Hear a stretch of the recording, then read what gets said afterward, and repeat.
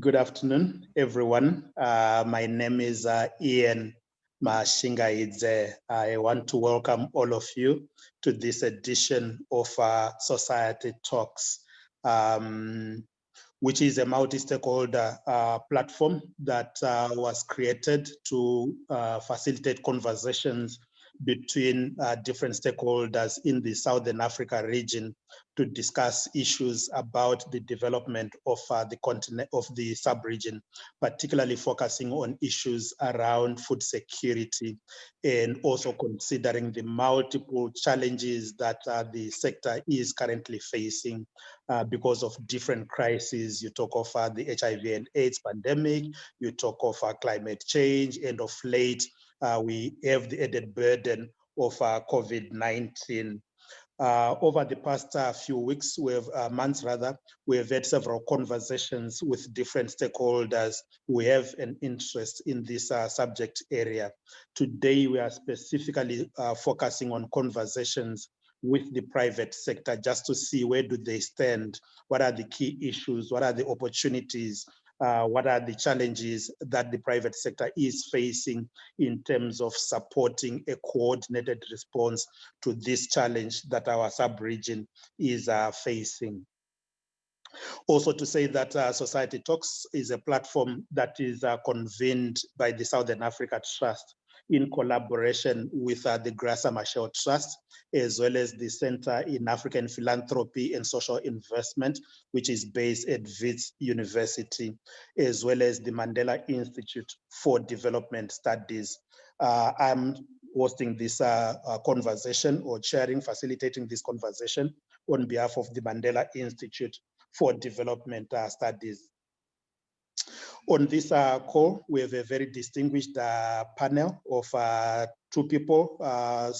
Shortly, a third person might be joining us to share some perspectives from the private sector on this subject matter that you are talking about. The way we are going to proceed is that I'll be giving each of the panelists about 10 minutes to make their interventions. Then after their interventions, we will then open the session for questions and answers. We are projecting this conversation on two platforms. There are some people that are joining us on Zoom. You can type your questions in the chat box on Zoom. If you are joining this conversation on YouTube, we are using the Southern Africa Trust YouTube link. Please type your comments there. There are some people who are going to be monitoring all the comments that are coming through, and I'll be bringing those questions to the attention of the panelists so that they can respond to them during the Q&A at the end or towards the end of our session. And I hope my panelists are now set so that we can start.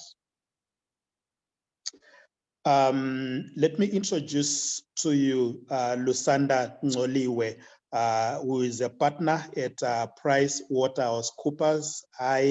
We welcome you, Lusanda, to this conversation. We also have Tulo Makwati. Hi, Lusanda. We also have Tulo Makwati, who is the coordinator of the Sardic Business Council. Hi, Tulo. Hi, Ian. Good afternoon, everyone. When he joins us, we will be introducing him to you as well. I think he might be having challenges with connection. Zacky Mabena, who is with the Tanzania Private Sector Foundation. We are waiting for him to join us. But for now, we are going to go into a conversation with Lusanda and Tulo. Maybe just to get the discussion underway, like I've said, we are having these different conversations with different stakeholders, and for the private sector specifically, to see what are the opportunities, what are the challenges, given the pandemic, given the other crises that our region is facing with regards to food security, as well as opportunities maybe regarding the new Continental Free Trade Agreement. What are the opportunities for the Southern Africa region? Because it is something big for the continent that we are all looking forward to. And the private sector is a key player in that respect, particularly if you consider the fact that the majority of our of the national economies of the SADC member states, they are agro-based. So we also want to see what opportunities the new Continental Free Trade Agreement is going to create for the sector, for the agriculture sector in our region. Then also to say that I was reading the other day a report from February 2019 by McKinsey titled Report on Winning Africa's Agriculture Market. And if you read this report, it tells you that McKinsey, they project that we have the opportunity of increasing the productivity of African agriculture by 155% if we do several things that they've pointed out. And specifically for the private sector, it includes things like if we multiply by 8 the fertilizer production capacity in our region to be able to increase the use of fertilizer, it can contribute to increasing productivity of the agriculture sector in our region, or rather in sub-Saharan Africa. And if you look at improved seed, which again is another key input in increasing productivity, they project that if we increase by 6 times the availability of improved seed across the continent, sub-Saharan Africa, this is also going to contribute in us realizing the major opportunity to increase our productivity in African agriculture in sub-Saharan Africa. So just to, given that background, I'm now going to ask Lusanda to share perspectives on this topic that we are discussing today. Over to you, Lusanda. Good afternoon, Ian, and good afternoon to everybody who's watching this afternoon. I think just to start off with this is to say that when we are talking about food security, one never really makes the interconnectedness between the private business themselves and the farmers. And I really want to go back and actually make that connection to say that there is no business that will actually survive without the farmers. And I was been looking at this to say, if we take an example of all the retailers where we actually get our food, one would think that the retailers actually make the food. They don't make the food themselves. They all depend on farmers. So as private sector, I think it is very important to make that link, to say that for any private sector business to be able to thrive, you need to be able to have a connection to the source of where the food is coming. So that's really the first part. The second part I want to talk about is the connectedness of the countries in the SADC region and the rest of Africa. And to say that I think Ian alluded to it a little bit about the free trade agreement. And it's something that's quite important, because if we think about it and we are sitting in South Africa, and you look at the business that we do between each other in the SADC, and you also look at the business that we do with the rest of the world, you would actually be very shocked at the kind of imports and exports that we do with the rest of the world compared with the sharing between the African countries. So that's the second thing to think about as we are thinking about a private sector.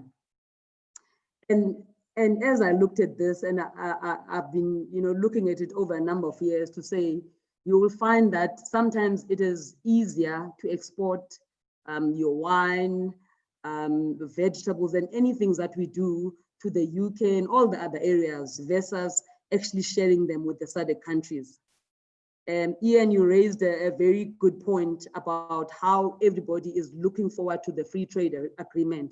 And I think as Africans, it's something to really look forward to, because if you think about it, as private sector, when we do business, we want to have as little cost as possible in the business, but we also want to make sure that whatever it is that we produce goes to so many people, a broader range of people. So now when we look at the free trade agreement itself, we look at the possibility of being able to trade freely within SADC and the rest of Africa. But most importantly, to make sure that we actually close the food security gap, because we're able to send food anywhere in the African continent, and there's no country that we can say that doesn't get food. Now that we are in 2020, I think no one can actually talk about anything without talking to the effects of COVID-19 on to South Africa, SADC, and the rest of the world. And when I look at it as far as the private sector is concerned, is also, again, the interconnectedness of all these things. And one of the things that I was looking at was that if you look at the time that we in South Africa went on lockdown, I think which was March, one would think that because the businesses are opened, if I take an example of retailers, you think, well, everything is fine. But what about the fact that farmers and all other people in the chain are closed? Are we going to get to a point where we are not getting food to the people because of the fact that the rest of the value chain is closed? Even if you say the retailer is opened, the effects of the lockdown, the effects of the COVID are actually felt. And that also means that as far as food security is concerned, new things come about, because suddenly the food is going to be a little bit more expensive because you're not getting it from the source. And it means that there might be people in the SADC region or in the African region which are actually not getting food because it's much more expensive for them to get. So it's, for me, the biggest thing was to say that what are the things that are currently big factors to conclude as far as issues, as far as food security is concerned. And one of the things that we see as a problem is legislation at times. So, for example, if you talk about things like the free trade agreement, you ask yourself, why is it that as Africans, we never had legislation before which allows us to trade between each other or make it easier to do so? Why is it that we always have all sorts of red tape and frameworks and legislation which are really making it difficult to share amongst each other? I believe is that you know, Africa as a continent has got enough food for everybody. We shouldn't be discussing food security as Africa. It's just a matter of making sure that the legislations that we have and cross-border trade is made easier, you know, for business. And most importantly, is made easier even for private sector itself, because if you look at now that we are suffering from COVID, people who are in the public sector, it's easier for them to access, you know, help in terms of the devastation of COVID. But if you're in private sector, you literally have to prove, you know, you have to prove you have a business. You have to prove that it has affected you, etc., etc. Now, these are all still the red tape that we talk about. So for me, in conclusion, I believe that I don't really believe that Africa has got a problem of inadequate food. So we shouldn't really be talking food security. I believe the biggest thing is to make sure that as Africans, we look at legislation, we look at all the things which are red tape, which are stopping us from making sure that the food reaches every corner of Africa. Thanks, Ian. Thanks, Lusanda, for that intervention. Very critical issues that you are raising.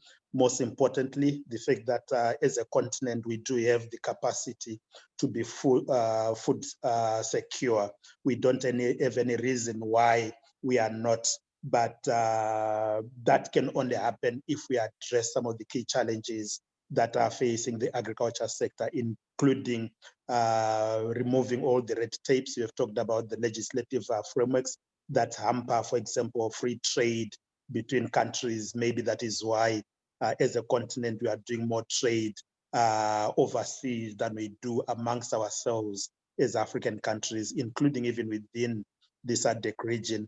And I think those are issues that we need to see how we can address.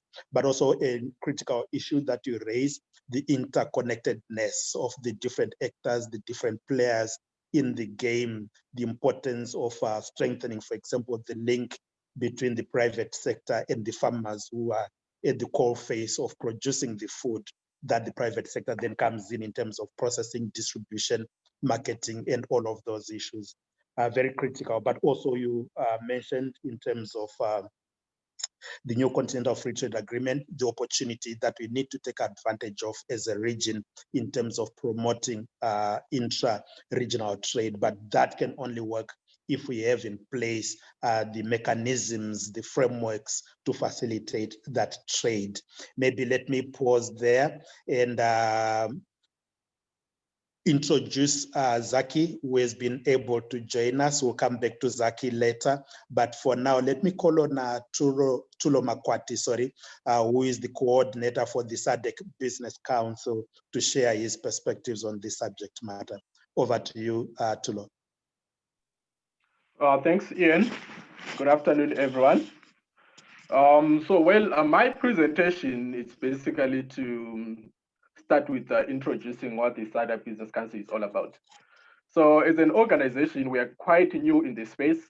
We were officially launched in 2019 at the annual Sadc Industrialization Week, which was held in Tanzania in August 2019. But in terms of existence, we've been in existence for about 2 years now.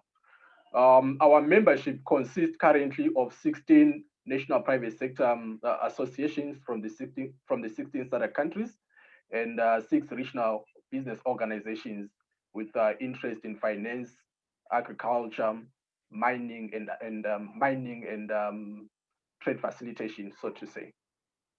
Tanzania Private Sector Foundation, who is represented by Zacky here, they are also a member of the SADC Business Council. Actually, they are the current chair of the SADC Business Council. So I hope if there's anything that I leave on the discussion, Zacky will come on hand to address some of the issues. So the reason behind the SADC Business Council, I mean, there was a realization that in SADC policy-making processes, there was lack of private sector representation. More often, there were policies which were made without private sector involvement, But you would understand that private sector controls the resources. At the end of the day, they are the ones who will be affected by policies. So now, after that realization, the SADC Secretariat led a process that culminated in formation of SADC Business Council to ensure that when regional policies are being crafted, SADC private sector is consulted, which is the main purpose of the SADC Business Council. So the other objectives of the SADC Business Council is basically to ensure private sector consultation and participation in SADC policy processes, create a platform for SADC and private sector to address key obstacles to business growth. So in terms of this, what we do, occasionally we hold workshops with private sector and public sector where pertinent issues are put on discussion on the table and recommendations made via to different authorities that would be part of the discussion. Furthermore, our objectives include providing, developing and sharing evidence-based position papers, also to promote private sector interest to improve the enabling business environment in SADC. Well, in terms of activities, what we have been busy over in the past 2 years, one, we are involved in organizing the SADC Industrialization Week, which is held every year in August in the country that is assuming the SADC chairmanship. So we organized this with SADC Secretariat, like I've mentioned, and this year it was meant to happen in Mozambique, but because of COVID-19, it has been postponed to March 2019. So the main purpose of the SADC Industrialization Week is basically to provide a platform for both public and private sector to discuss issues that are affecting the region, particularly industrialization of the region. So agriculture happens to be one of the issues that normally get airtime to be discussed at the Industrialization Week. Now, apart from organizing Industrialization Week, we work closely with SADC Secretariat in terms of promoting regional value chains. So SADC is put together an industrialization agenda, which identifies 3 key priority value chains in SADC, these being mining value chains, agricultural value chains, and pharmaceuticals. So in pursuit of trying to popularize the SADC industrialization agenda, we currently hold workshops around member states where we try to understand what the challenges are in terms of implementing the SADC industrialization agenda. So I can tell you right now that in some of the workshops that we have participated in, the biggest challenge is to domesticate regional policies. So the policies are there, they have been put in place, but when it comes to domestication of the policies, it's a big problem. It's actually worse now with COVID-19, whereby most countries, because of pressure, because of rising unemployment, they are now looking inward, and they've totally disregarded regional policies in favor of national policies. So we have seen that happening a lot. So I think this is one area that needs to be looked at in terms of how regional policies can be addressed or popularized. Because if we don't do that, we'll talk and sit in meetings every day, but we won't get anywhere because the policies will be there in the shelves gathering dust. Beyond that, we also work closely with GIZ of late and SADC Secretariat as well in terms of identifying non-tariff barriers which hinder trade between SADC countries. So these NTBs, they stretch from agriculture, mining, everything, related to trade. And they've become worse now with COVID-19. So our purpose in that regard as SADC Business Council is to urge our private sector to report NTBs to us as they happen. We then engage SADC Secretariat and relevant member states to come up with quick solutions, particularly resolving some of the NTBs. Of late, I think we've held about 3 workshops focusing on NTBs. The first one was in Tanzania in November 2019, last year, and certain issues came up in the discussion, which are currently being addressed. We then had another meeting with the pharmaceutical industries in South Africa, and what was interesting that came out of that meeting was the issue of export permits, which again speaks to countries looking inward. So when COVID-19 started, most of the companies, you would know that most pharmaceutical companies in the region are domiciled in South Africa. So they couldn't export certain medicines outside South Africa because they could not get export permits from the South African government. So that issue was raised, and it was actually a big issue in the meeting. And we have made SADC Secretariat aware of that. We have actually written a letter as a SADC Business Council to the Minister of Trade in South Africa to ensure their intervention, particularly to ask that they exempt SADC countries in the use of export permits. Well, beyond that, what we've also been doing, particularly on the agricultural space, we are working closely with the World Bank to establish a soya working group. The discussions are currently at an early stage, but it's something that we are looking at. We hope by end of the year something concrete would have been put in place in order to promote soya value chains in the region, right? Now, in terms of the African Continental Free Trade Area, I think everyone agrees that there are opportunities that can be derived from the African Continental Free Trade Area.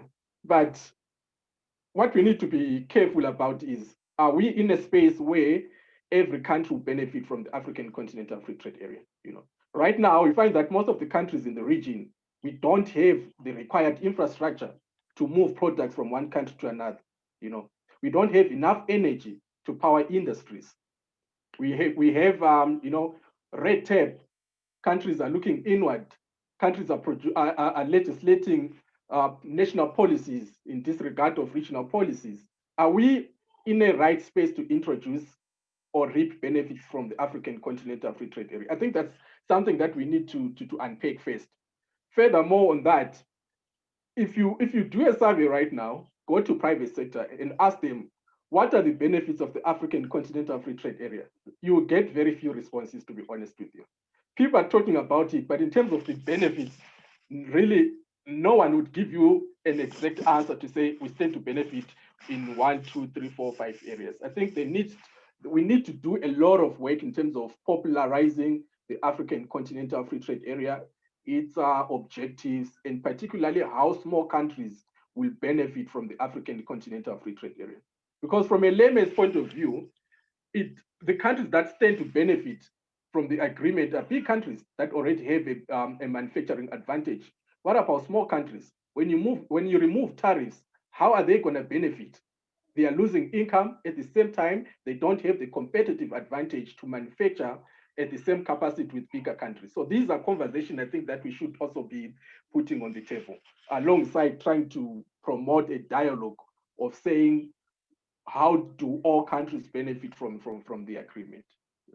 Furthermore, on that again, it goes back to creating the right environment. Let's put in place the necessary infrastructure.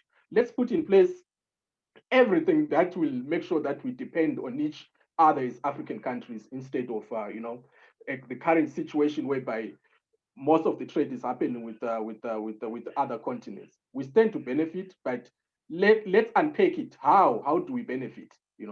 Particularly small countries, how do they benefit? I think I'll stop here for now. If there are further questions, I'm happy to take the questions going forward. Over to you, Ian.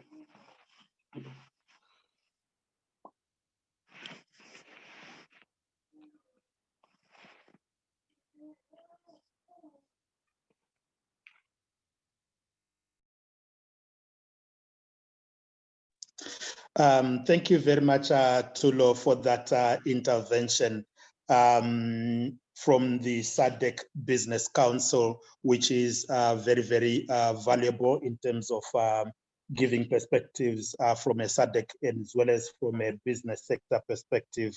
Very critical issues that you have raised. Most importantly, it is to recognize the fact that we now have a platform that is bringing together private sector in the region. All member states of SADC are represented on the SADC Business Council, as well as also to hear that amongst the priority value chains that the Business Council is focusing on, agriculture is amongst the three. That's something to really appreciate, as well as to hear that the business sector is closely engaging with the SADC industrialization strategy. Again, very critical to take note of that. But also, most importantly, to hear that the SADC Business Council is a platform to engage with the policy processes in the region, so that private sector is there, is playing their critical role, but also are able to channel the issues that affect them. And Tulo has mentioned, for example, the challenge regarding implementation of the Continental Free Trade Agreement, especially if you look at the poor infrastructure in some of our member states in the SADC region, particularly the smaller states, member states, especially those without, for example, good manufacturing capacity to be able to be competitive when the borders are opened to facilitate intra-regional trade. And these are issues, Tulo says, they need to be addressed before we can talk of all member states in the region benefiting fully from the new Continental Free Trade Agreement. Thanks, Tulo, for that intervention. Maybe let's now hear from Zacky Mabena, who is from the Tanzania Private Sector Foundation. Zacky, welcome. Thank you for joining us. Go ahead and share your perspectives, please. Well, thank you so much, Ian. I'm so pleased and happy to, actually privileged to be in this platform, and my apologies for joining a bit late. I was also engaged in another strategic meeting over here in Tanzania in the Prime Minister's office, but I had notified the organizers that I'll be joining a little bit late. So my apologies, ladies and gentlemen. If I'm to go straight, as you introduced, my name is Zacky, the Executive Director of Tanzania Private Sector Foundation. So I'll speak mostly with the perspective of private sector. And I'll begin by, first of all, appreciating the organizers and coordinators of this platform. And specifically to the subject, I think it's high time that we fully understand that as it was with COVID-19, which actually has given us a lesson, has taught us a lesson that pandemics of the like do not know boundaries. They don't really recognize our political boundaries. And the same is the case with private sector activities, with business activities and economic initiatives. Really, if you look deep down into them, they will then do not take note of political boundaries. It is us and the administrators who will put boundaries around what should happen. And if that perspective is well appreciated, then we should stop thinking inwardly. We should stop thinking as aligned or governed by our national boundaries. Rather, it's high time we start looking at business and economic activities at their bigger picture, at their best perspective and prosperity of the people of the region, as opposed to individual or member states, because that will put a lot of bottlenecks and yeah, it's impeding. It's going to impede our own growth. We are speaking of NTBs because we are honoring our boundaries, our political boundaries. We are speaking about one economy being better than the other. It's simply because we are harboring or we are nurturing that feeling of political national pride. And when it comes to the growth of private sector, when it comes to business prosperity, this is of less importance. And if we start now looking at that perspective or looking at from that angle, then we'll see most of our challenges actually are opportunities for us to grow. That's the first thing that I think it's high to appreciate. As private sector foundation in Tanzania, we have always looked at the opportunities and even the potential that we have as a country, but also as a region, is our number one asset.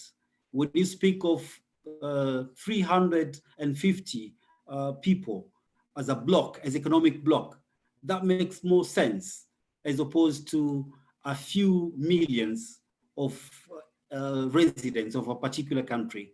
Even if when we come to negotiate and try to make business sense out of our initiatives, it's two different worlds. When you speak of 60 million in Tanzania and 345 or 350 people, it's a different perspective altogether. So that will affect our marketing, our strategies, but also even our investment and the potential that we have, the attractiveness of the region as a block, as an economic block, will make more sense when we look from that bigger picture, a unified economic block that can interact and make more progress. From our end, with the effects of COVID-19, we have seen how much health issues and the welfare and social welfare and social well-being of our people have really come top of the priorities, because it is the same people who are producers, same people who are making the markets, and the very people who are making the policies and the administrators. So the moment our people are impacted by any health matter or any pandemic, then it means automatically it's going to affect a bigger chunk of our initiatives. It is time now we emphasize on or allow competitive advantage take the lead, meaning that we not necessarily have to make efforts to match as a country or as an economy, as a member state, to match or strive to attain the certain level attained by another member state. Rather, allowing competitive advantage will give us more room for growth, more potential for growth. Because if Tanzania, giving an example of Tanzania, has got that strategic position, its arable land is so huge, only a small portion of it utilized so far, about 3.3 out of the 44 million hectares there.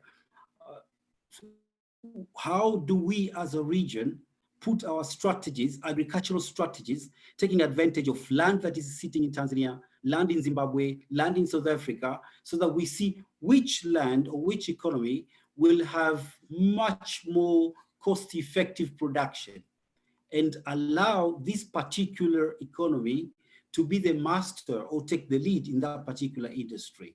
In that way, we will allow other sectors to grow from the private sector perspective.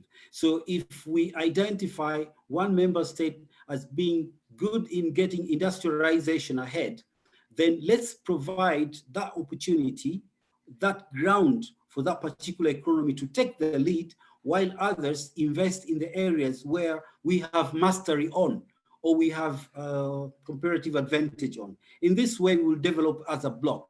So it is high time we should see even our economies being labeled or identified by these capabilities that they are endowed with. And in so doing, we will eliminate competition among ourselves. My brother Tulo spoke of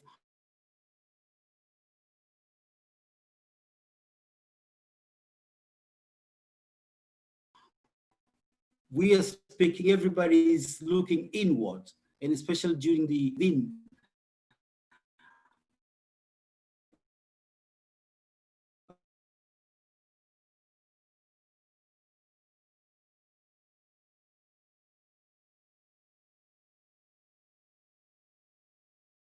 his country, and that ground for growth. Another thing that attention is a need aligned among members. Yes, we are united, but there is a lot of disparity, a lot of variation between one country's strategy to the other. And this doesn't sit well if we are at all intending to create growth, if we are intending to create regional prosperity. It's going to be very hard if from one point another person has a different strategy altogether, say in industrialization, while the other person focuses in agribusiness, while the other person focuses on a different area of development. And these strategies are not aligned, are not coordinated.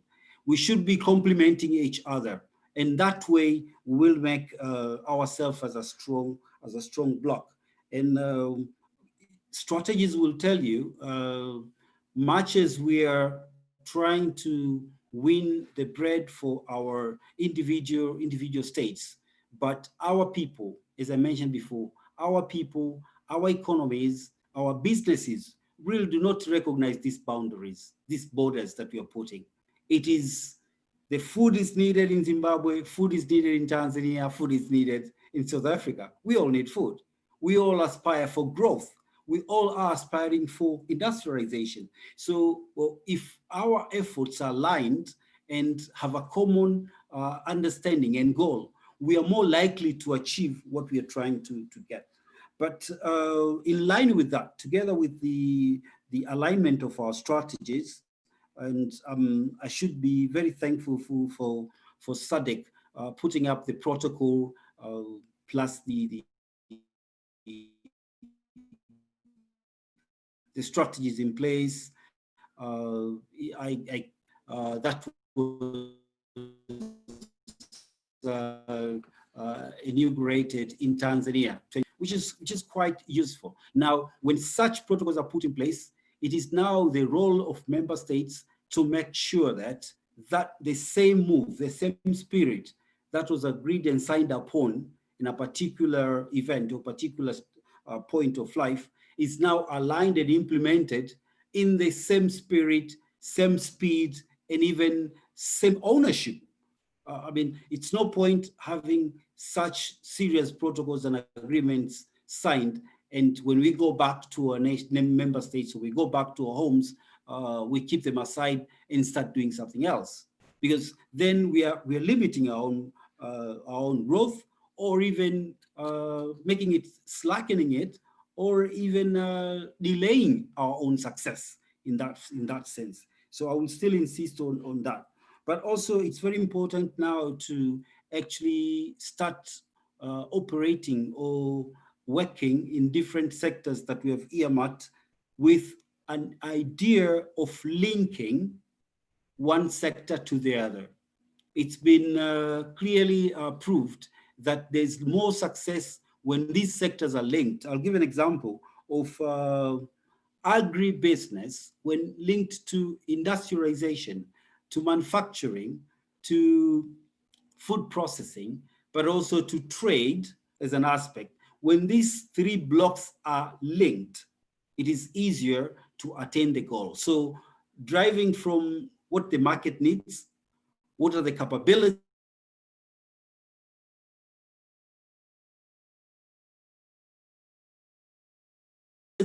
of the manufacturing, and from the soils of our countries.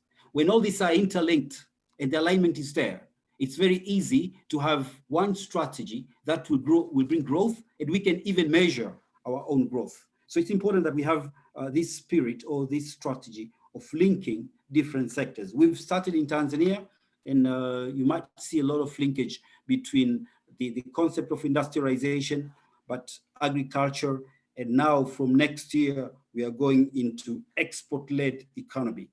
Yeah, so you see that there is gradual movement from one stage to the other, but also there's connectivity between these sectors, and that is continuous. But then last one would be on the very protocols and policies that we put in place as a region. It's more important to have continuous support to them in the process of ratification and adhering to the regional agreements and policies that we are putting in place. And some of these policies that are in place, they are good by themselves, but if they are not aligned to our common goal, they may be, again, a bottleneck to our own progress. For instance, if we are still speaking of phytosanitary agreement or common market, you've been speaking of AFCFTAs. So when these are ratified in time and we are able to implement in our member states, then it makes it easier for such growth to be realized, not only to a single country, but to the entire region, and that making our business more competitive. And that is also connected with inter-member state interaction that's been spoken about.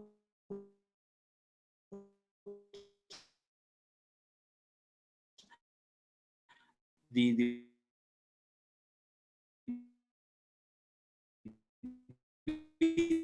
business facilitation between, we've been struggling if issues to do with movement of trade, all time in shambles or having interrupted disruptions of them. And this is not healthy for our growth. And we need to actually, much as we put into agreement, we should decide time that we also are able to implement in our member countries.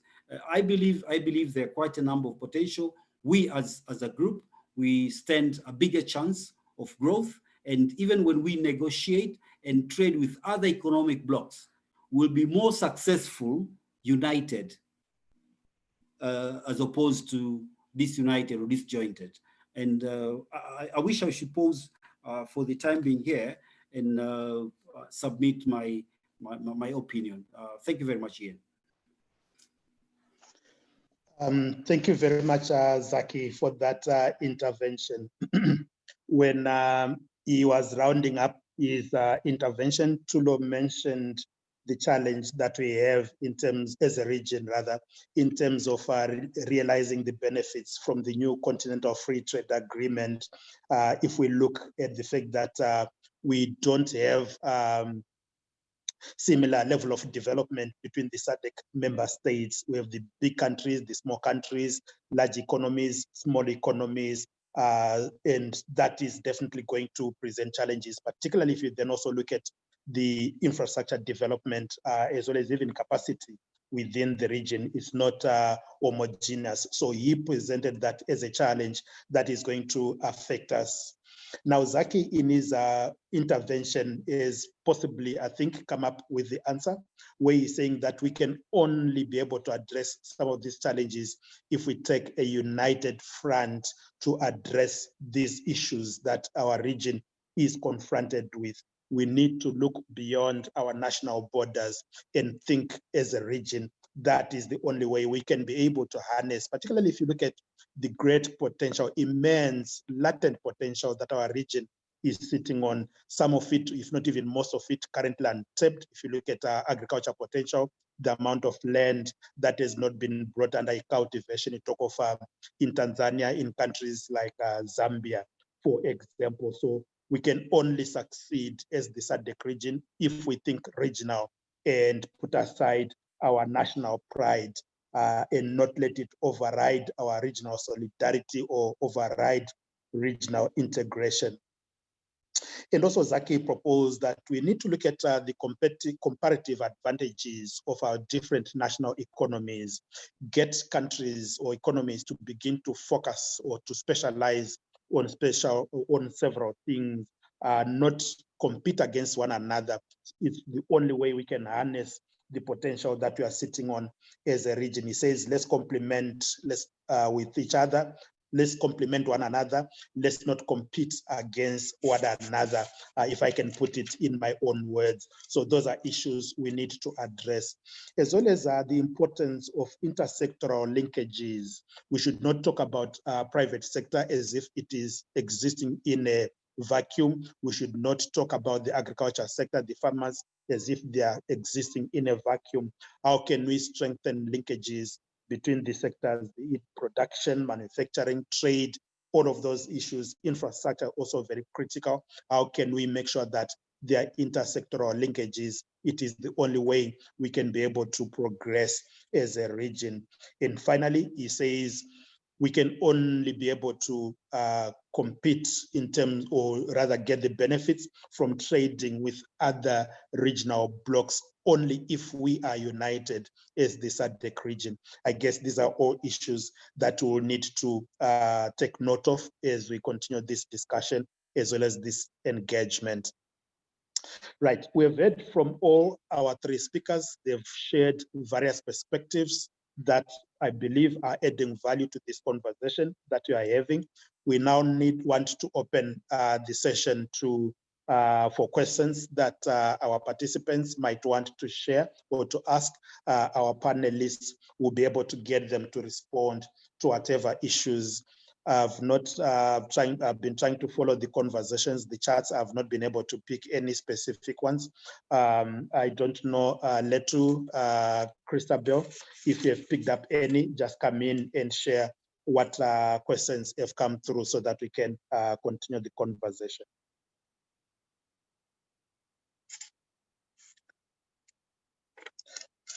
Right, I'm being told on YouTube, we have got our participants there. We don't have any questions that have come through.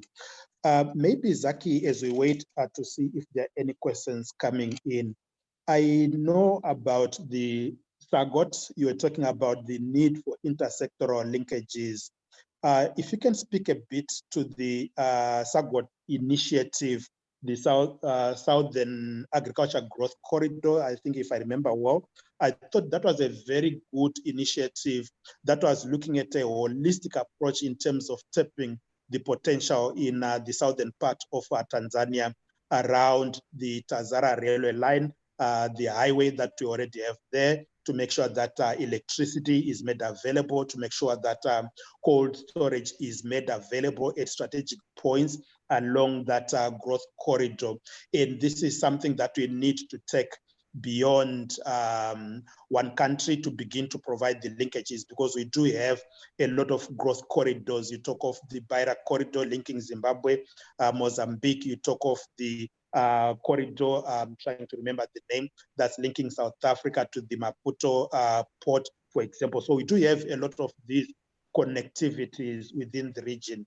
But also at the same time, if you look at our different stakeholders, the Sardic power pool, for example, which is trying to coordinate because currently as a region, we are not self-sufficient in terms of energy, but we do have a lot of initiatives currently underway in terms of increasing the energy capacity availability in the region from a coordinated perspective. So I do believe that we already have some of these initiatives that are currently underway. I don't know, Zacky, if you can speak to the Southern Growth Corridor in Tanzania, and how far have we gone with that initiative? What benefits have we begun to realize? What lessons can we learn from that in terms of promoting other corridors, in terms of linking our different sectors together? Zacky? Well, thank you very much, Ian, for bringing up the subject. If you are to look at SAGOT, that's the Southern Highland Agricultural Corridor, it is an example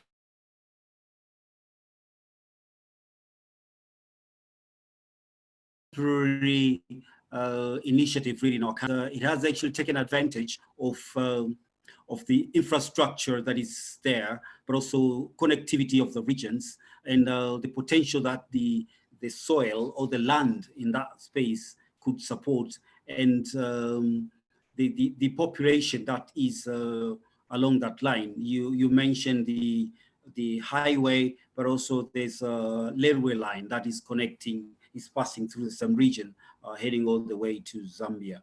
It's marvelous. It has performed wonders in just a few years that it's been in existence. And as we speak, actually, that region has now confirmed, or rather proved, to be very productive. It used to be known for grains, maize and the likes, but now as we speak, SAGOT is venturing into exports and avocados. Most of the avocados coming from Tanzania are coming from this region.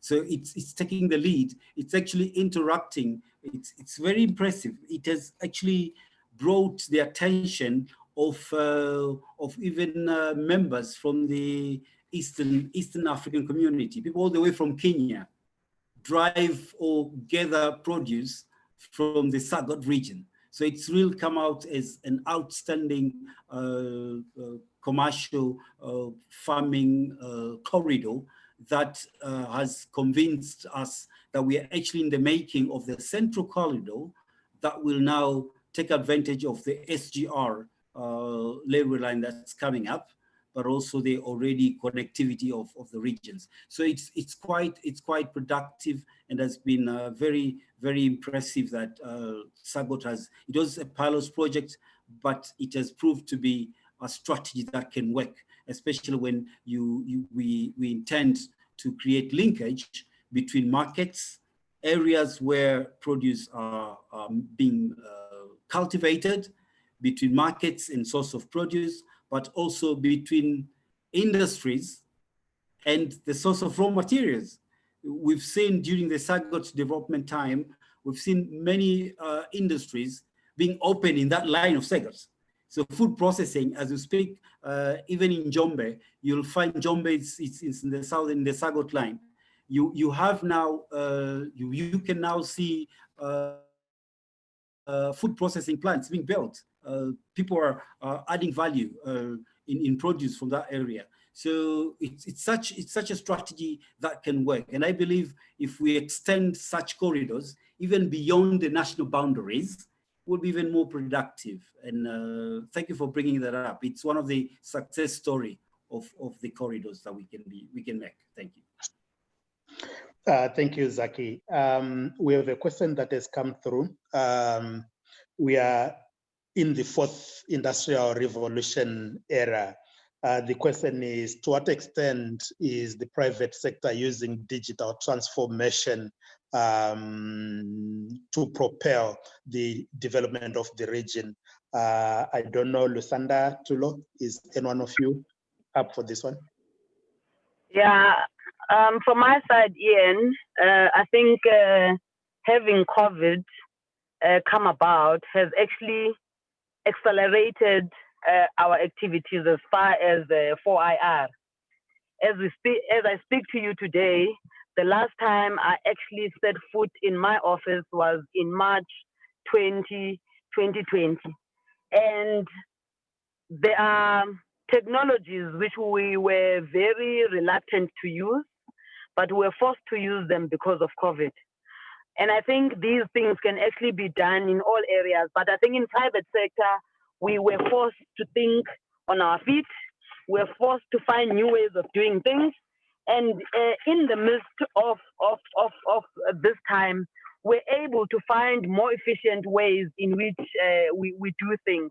If I can make an example, is that I was just sharing with someone that in the past 4 months, I've been able to do a project in DRC, in Ghana, and in Zambia.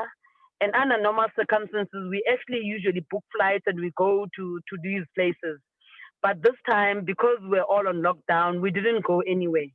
All we did was to make sure that we use things like Zoom, like Teams, and also a Google Chat to be able to carry on with the work that we do.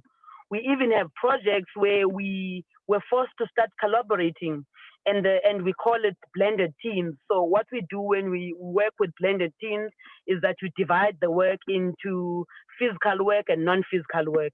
So for example, in Ghana, what we did, we actually found a colleague of ours in the Accra office, and their job was to make sure that they do things which are physical work. So for instance, if they needed to go to a warehouse, they did the work. But the rest of us in South Africa, we're doing all the non-physical work, so reviewing documents, writing reports, etc., etc. If you think about it, if I told you about this in January 2020, you would not have considered it. But now that COVID has forced us, we're actually forced to think outside the box and on our feet.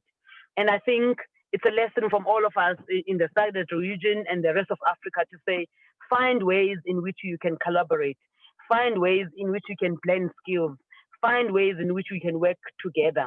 And technologies do exist. We found technologies where we can actually share documents safely with our clients. So we got our clients to the point where now you actually create a link, and that link is just between you and the client, and the document doesn't go anywhere. So yeah, there has been an acceleration of 4IR during this time, and it's one of the silver linings of the COVID period. Brilliant. Thanks, Lusanda. I think if we are to mention one positive that we have gained from the COVID pandemic is to realize that there are different alternative ways of working in South Africa, where most of us have been working from home for exactly the past 5 months, but work is still going on because of digital linkages. We've been made to realize actually that working from home is very, very possible. And even our companies, they are beginning to accept that and also appreciate, especially if you look at the cost savings, would have been crisscrossing the continent, flying, causing more climate change by our emissions and stuff. But all of that for the past 5 months, we have prevented that from happening. So the opportunities are there, but like Lusanda says, if we think outside the box, then we should be able to harness those opportunities that surround us. But I would also then mention that, but we need to go a step further and make sure that some of these positives, some of these gains, some of these new ways of working, if we can get them to cascade down to those who also need the opportunities, particularly if you look at our smallholder farmers who are the backbone of agriculture in our region, if not even across the continent as a whole. Access to digital technology for our smallholder farmers, we need to look into this. But like I think Tulo said earlier on, the issues of infrastructure, connectivity, all of those issues, they need to be addressed. But we are saying that the opportunities are there. We just need to see how we can take advantage of them. Another question is coming. How can we take advantage of sorry, let me get this one right. What is your assessment, Zacky and Tulo? Maybe let's give this one to Zacky for now. What is your assessment of the relationship between big agriculture and small and medium enterprises in the SADC region? How is the private sector supporting smallholder farmers, for example, especially during this pandemic? I think we all know that the majority of our smallholder farmers, they are subsistence farmers, but you want to see them graduate to become agripreneurs, for example. Now the question is, what is the private sector doing to facilitate this? Zacky, any thoughts on this one? Yes, thank you very much, Ian. The couple of things that are actually put as efforts from private sector. In Tanzania, currently, we are reviewing the small, medium enterprise policy so that we have them included in the ecosystem of the economy. So the policy is now reviewed, and it's been in that state since 2003, but we are reviewing it now. And actually private sector is taking the lead in that. TPSF is actually championing that in the ministry. So we are actually creating a conducive environment for SMEs and small farmers, for that sense, to have a space to play and have policies that recognize them, and hence come up with strategies that will address their specific issues. So that's one initiative that private sector is doing. But also we are now, through our associations and through different platforms that we are actually bridging the large conglomerate farming and industries with the smaller operators, whereby we are cultivating, or we are promoting, the philosophy of small farmers and outgrowers to be actually feeding in to larger and medium enterprises. So we have very good examples right here in Tanzania. You have the big firms of the likes of Azam, SSB, Bahresa. They're having food processors, they have mills, they have all this. So through our platforms, we are now connecting the AMCOs, where the farmers go and sell the products, so that they can access these big firms and become markets for the smaller farmers and our growers. So that linkage is now being created, and we go to the extent of actually matching a group of growers, a particular crop, let's say, be it in fruits and vegetables, to such big firms, so that we create that synergy. But not only to allow that agreement to go between the two parties, we are actually staying in between as private sector to see that the policies and agreements are actually also in favor of the small growers. That is also underway.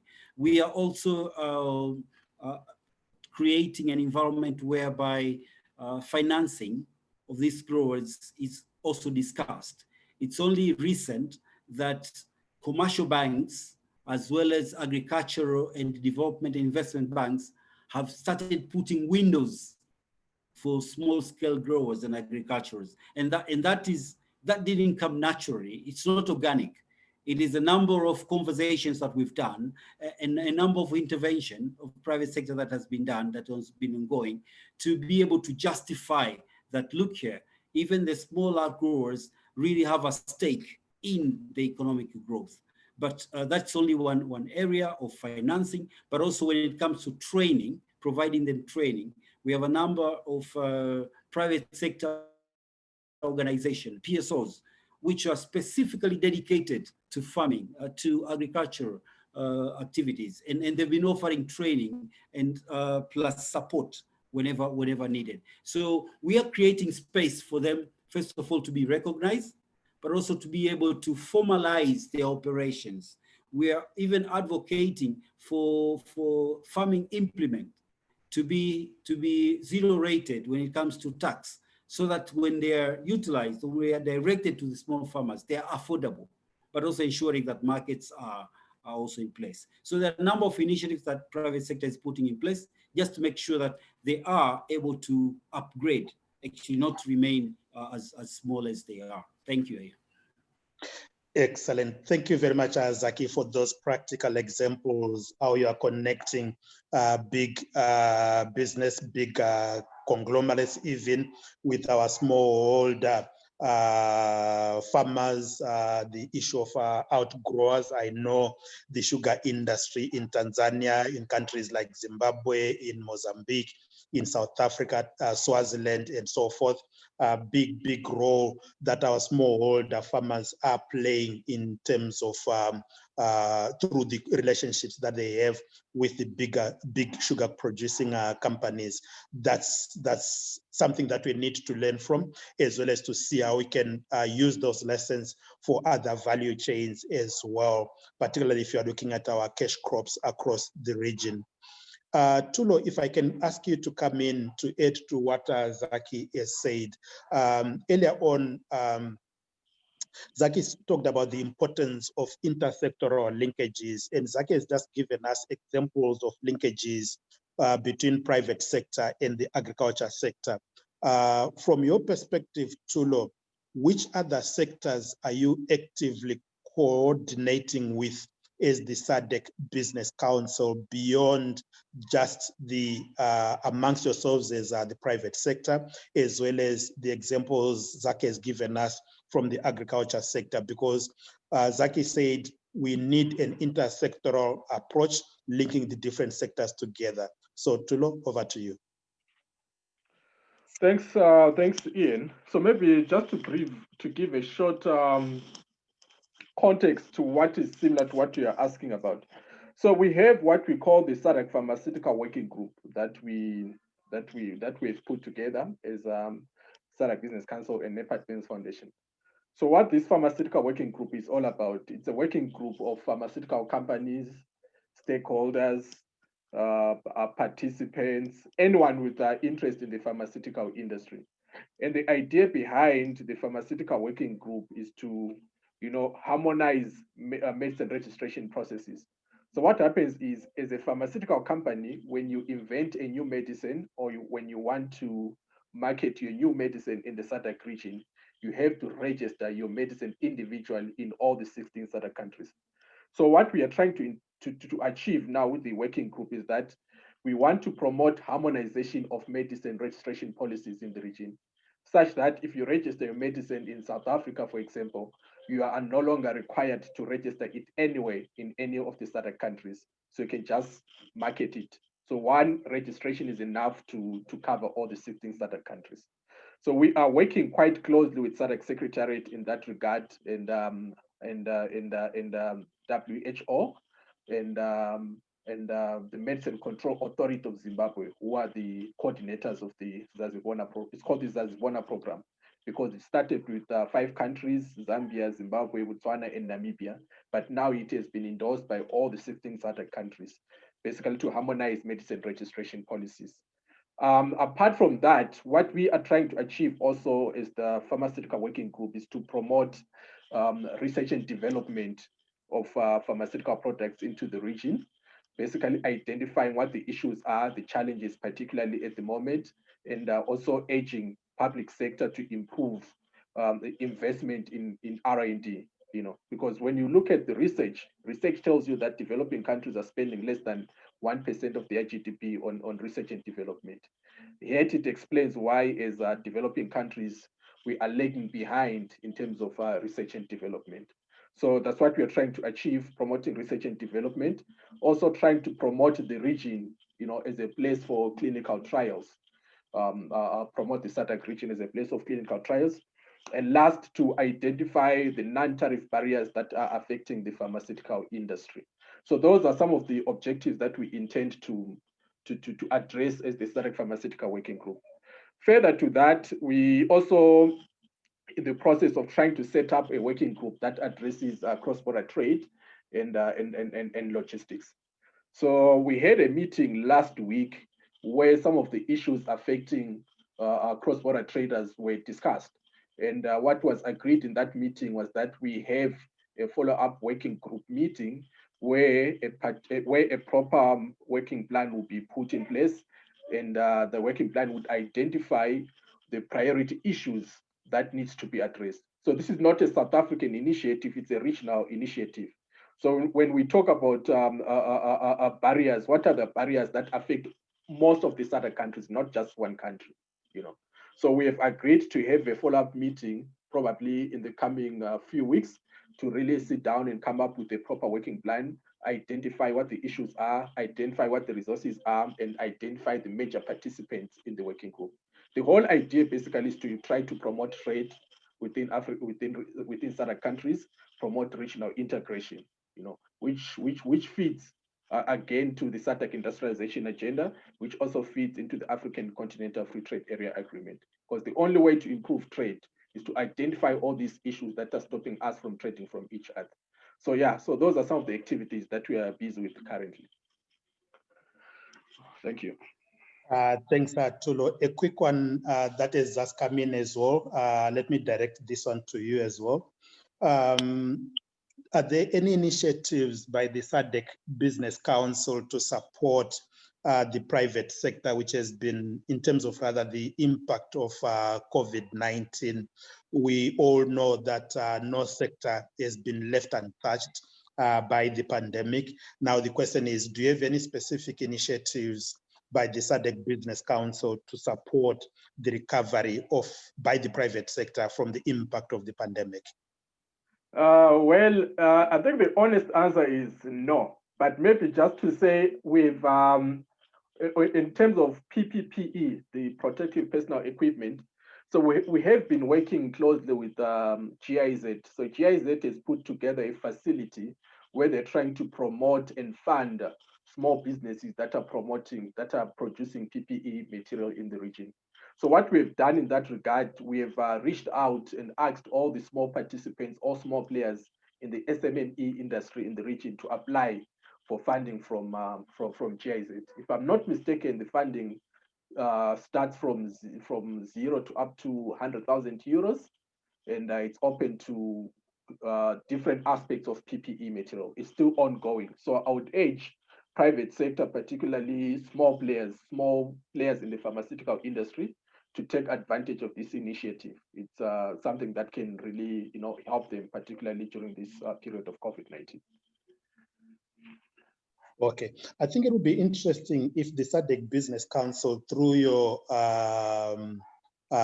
members from the different countries in the region, could also do a quick mapping, because there are some countries that have offered stimulus packages. I don't know if there's a better way of calling this, support that has been provided by national governments in some of our countries to support private sector recovery. It will be interesting to hear from the council if what has been done across the region, whether this has actually benefited, whether there are policy issues that we could pick from there.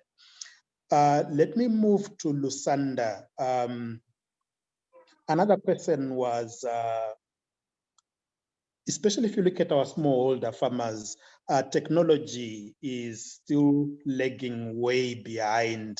I remember former president of Tanzania, His Excellency Kikwete, at one big conference that we had in Tanzania, I think about 7 or so years ago, he said that the smallholder farmers are still using the hand hoe that was used even during Jesus Christ's time for tilling.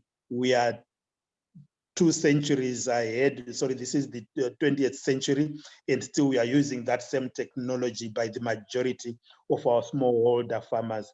Poor technology access for small farmers. What is it that we can do to try and support them to also begin to use technology? Because we cannot transform the agriculture sector without focusing, without investing in technology development. And communication has already been mentioned as one of those that we really need to improve, be it communication, your mobile phone. Yes, we are happy with the penetration so far, but connectivity still remains a challenge. Data costs still remain a challenge. Lusanda, I don't know if you can share any thoughts on this issue. Yeah, I think, what we've actually learned from this year is that when we talk about technology, it always sounds like something very complicated. And sometimes it's things that we use every day. I think you mentioned, communication through cell phones, etc. Africa is actually known as a continent with the most cell phones. Now we have to start things like that, where we say, how do we make sure that the technology that we need, we actually use our cell phones that we use every day? That's the first thing. Before we talk about drones for the farmers, etc., I think what we need to do is to start applying the things that we already have at our disposal. For example, if you look at small holder farm, which is sitting in a village, what is it that you can do when you're in a village for your farm? Can you market your crops using your cell phone to be able to videoize the crops that you have, etc., and send out to the market? Because if you think about it, so many people, including the people in villages, we use Facebook, we use Twitter, etc., but we're not taking this initiative to use these things for our businesses, including our farms. The second thing that we can do now, where we try and see how we can use technology in machinery, it's about getting support from government as a small-scale farmer to say, if there's a technology to do something much more efficient, can government actually put it as part of the budget for the small farmers? Because if you think about it, in South Africa, when government says that we are helping small farmers, they're talking about taking tractors to them. They're talking about bringing some seeds. But what about finding ways in which farmers can be able to monitor, their farms? For example, when are we moving to drones, for instance, to help the farmers? And also, if you look at the machinery that they use to plant in their farms, when is government actually concentrating on the latest technology in which you can have ways in which, in those technologies, you actually have a way in which you can put monitors so that you can be able to see if a certain machine needs maintenance. And also, obviously, drone technology is the biggest thing now in farming, because once you have a drone, you have a camera, and you've got a machine that can look at all over your farm. So I think at this point in time, if you're a small-scale farmer, there are two things. The simplest thing is to use what you have already, which is your cell phone, to be able to market, to be able to share ideas with other farmers. But at the very extreme scale is to try and see if government can now get to a point where they are supporting them with drones, so that they are able to cover the vast farmland and monitor their crops and yeah. So yeah, that's my opinion on that one. Thank you, Lusanda. Sorry. Our time is almost up, and I think this is time when we need to start winding up on the very interesting discussion that we have been having regarding the role of the private sector in terms of contributing to food security in the region. We have heard that we do have a lot of opportunities, but it's only if we take a coordinated regional approach that will be able to harness the opportunities. But also at the same time, we do have a lot of challenges that require attention. Maybe to round off, I'm going to ask in no particular order, our three panelists, I'll give you 2 minutes each to say your famous last words as we end this conversation. What are the critical issues, maybe the most critical issue from your perspective from this conversation that we need to take note of? But also in that, in those 2 minutes, if you can also mention the key, especially the key policy issues that you want us to take away from this conversation that we'll need to follow up on. We'll be most grateful if you can share those. So like I said, in no particular order, our three panelists, 2 minutes each.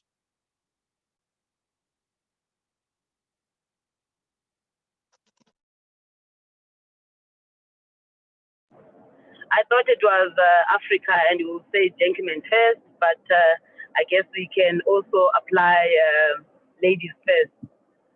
So from my side, one of the things that we really need to take away from this is just the interconnectiveness of the value chain. I think we've spoken about that to say, if I'm sitting in private sector, it doesn't mean that I'm sitting in a silo.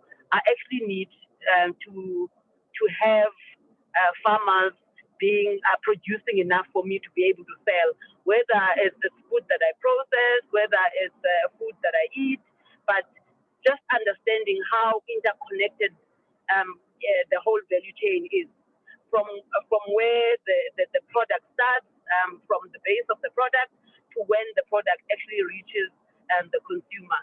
That's the first thing.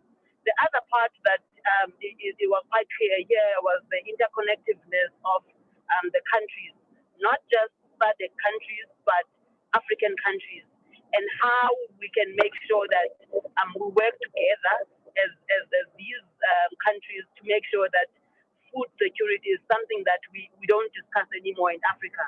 As I said in my speech before, I don't believe that Africa is short of food. We've got so much land. I just believe that Africa has got to find ways in which we coordinate our efforts to be able to have food reach all the countries in the continent. Lastly, the one thing that I need to talk about as far as legislation and frameworks are concerned is that we're looking forward to the free trade agreement. I think we're looking forward as private sector, we're looking forward as public sector, we're looking forward as all spheres of life, because imagine how easy life will be if the SADC countries are able to freely trade amongst each other. So yeah, thank you, and thank you for having me, Ian. I really appreciate the time. Thank you very much. Sorry, Lusanda. This is where men find it convenient to say ladies first. But thank you for taking that that bull by the horns on this one. Tulo, Zacky. Okay, thanks, Ian. For me, I think the parting shot, I would emphasize on the need to identify the most pressing non-tariff barriers, because if we don't do that, we can do whatever we do, we can sing until the cows come home, but if we can't trade with each other because of certain things that we can address, then we won't be doing anything. So for starters, it's important that we remove all these non-tariff barriers in order to promote trade between our SADC countries. And then secondly, I think what's important again is to domesticate, regional policies. So this could be either at a SADC level or at an African Union. I think this is also pertinent if we really want to see the region or the continent moving as one. So this reminds me of an article that I read last week, where one writer was complaining, actually saying that there is no reason why we should be optimistic that the African countries will benefit from fourth industrial revolution. And the reason was based on the first industrial revolution, that the continent didn't benefit. Instead, Western countries were taking African people as labor, which they used in their industries. The second revolution again saw Africa being used for colonialization purposes. So that missed us again. Third revolution, we saw big manufacturing companies relocating to Africa because the cost of labor is cheap, right? Now we've got the fourth industrial revolution. How do we stand to gain? This again talks about the challenges that I mentioned earlier, to say if we don't put in place the required policies, if we don't address infrastructure challenges, if we don't work closely together as the region or as Africa, it will pass us again. So it's important that maybe this time we make sure that we benefit. And the only way to benefit is to identify the barriers right now and address them in real time, right? So on a parting note, I think it's important again to have conversation like this, where public sector and private sector can really converse and exchange notes on the real pressing issues and come up with solutions which can be addressed in order to promote trade, particularly regional trade. That's my concluding remarks. Thanks very much. Thank you very much for inviting me as well. Thank you. Thank you very much, Tulo. Zacky, over to you. Well, thank you very much, Ian. I will emphasize more likely on what Lusanda as well as Tulo has emphasized, but in a specific way, it's high time we make efforts, very purposeful efforts to invest in our people, giving them capacity and ability to explore and actually make the most of resources, both natural and those that we are endowed with as a continent, as our countries. So our people must be capacitated to explore. And in this case, I'll be very specific to the private sector.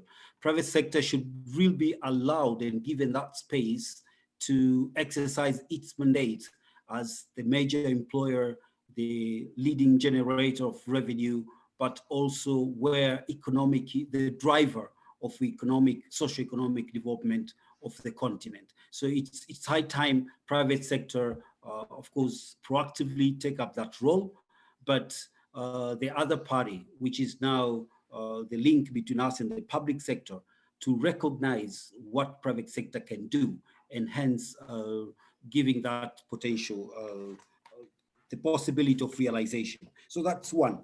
But also it's also a time to actually make, in this case, the SADC block.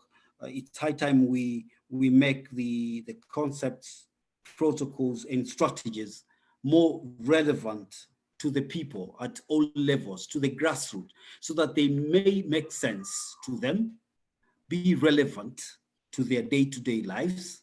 Hence, they can do ownership, but also see how much that works for them. So in this case, it will cease to become a topic of the discussion of the elites, the discussion of the organizations or heads of states. It has to be the people's playground for them to exercise and explore opportunities, the very common people, okay? Then lastly, it's of course the clear efforts. And here I'm calling for political will, but also commercial and personal willingness to make trade and economic activities possible within the region. It is high time we facilitate and make it easy for one to trade. We have countries that have surplus in agricultural outputs, and we have on the other side more than 48 million people already having food shortage, while you have countries that have surplus of up to 20, 50%. And what is happening? We're having in the same house starved people and those who are fully enriched and, you know, outnumbered by their resources.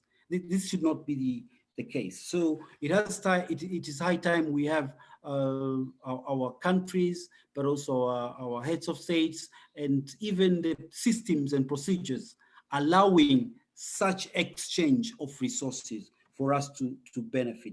And as he mentioned, my brother Tulo, NTBs, yeah, it's pain. It's quite painful to see how it is impossible for one country to suffice the market of the other country. And COVID-19 has proved it. It doesn't make sense when we are blocking food supplies to cross our own borders to the fellow brothers who are having the need. I mean, it just doesn't make sense. And even the point whereby we have negotiations and regular negotiations, agreements and meetings upon meetings, just to resolve cross-border issues. Are we serious really for our people? So this is the call from private sector in Tanzania, and I believe it should be the same case with other brothers and sisters from the private sector. And lastly, the unity among private sector organizations of our likes, TPSF. It is high time we really have a strong and robust unity. It should be easy for Sardic Business Council to bring us all together under one roof and say, this is the way forward. Do we have a common strategy? What is our brothers in the private sector thinking in Nigeria? Do we have any alignment between us? How are we interacting? We don't have even a platform to bring us together. It's high time we stop this? I mean, it has to be one unit block, powerful and ready to interact and engage with the rest of the world. Thank you, Ian. Thank you, brothers. I appreciate being part of this platform. Thank you. Thank you very much, Lusanda, Tulo, Zacky. Very, very clear messages that are coming from the private sector. Lusanda says we need to understand as well as to strengthen connectedness, not just between different sectors, but between different countries. And Zacky adds by saying that even between different regions, we need even a continental approach in terms of the connectedness. Lusanda also says legislative frameworks, we need to have them in place. Effective frameworks, we need to have them in place. Tulo adds to say that, yes, we need them, but it's one thing to have them, but if they are not domesticated, then there's a major gap there that needs to be addressed. Tulo also added specific issues, removal of non-tariff barriers. We can only benefit from the Continental Free Trade Agreement if some of these basics are addressed, as well as the need for us to position ourselves as a region to benefit from the fourth industrial revolution. We don't want to be left behind. Yes, some talk of the African continent having leapfrogged, especially if you look at internet connectivity, the mobile use network spread across the continent. But I think there are a lot of issues where we are still way, way behind, particularly if you are talking about our smallholder farmers. So Tulo says these are issues that need to be addressed. Then finally, Zacky says the greatest resource that we have as a region are our people. Let's invest in building capacity for our people, not just our people in general, but also those at the grassroots level. How can we bring them on board on this train so that we move along with them? Like I was saying earlier on, we want to see them being transformed, our smallholder farmers, from being subsistence farmers to becoming agripreneurs. The private sector has a key role to play. Policy frameworks, they need to be in place. Then Zacky ended by saying that this can only happen if there's political will, and he also added even commercial will. I guess this is speaking to the private sector. If that will is not there, then everything that we've said, it will come to naught. And I think this is a very good position to end this very interesting discussion with the private sector, as well as the perspectives that Lusanda, Zacky, and Tulo have shared with us, as well as the specific concrete recommendations that they've made. We are going to take this forward as we continue these conversations. Thank you so very much. We will be letting you know of our future episodes of our Society Talks, where we will be bringing to this table other stakeholders to converse with or to engage with as we continue to explore the opportunities as well as the challenges that we have in terms of transforming the agriculture sector in our region so that we become a food secure region. I'd like to thank you so very much for joining us on this webinar. Thank you. Good evening to those who are in Southern Africa, to those who are in North Africa, West Africa. Good evening as well, I guess it is. We are all evening. Thank you so very much. We look forward to continuing the conversations in future episodes of Society Talks. You keep well, and thank you so very much. Goodbye.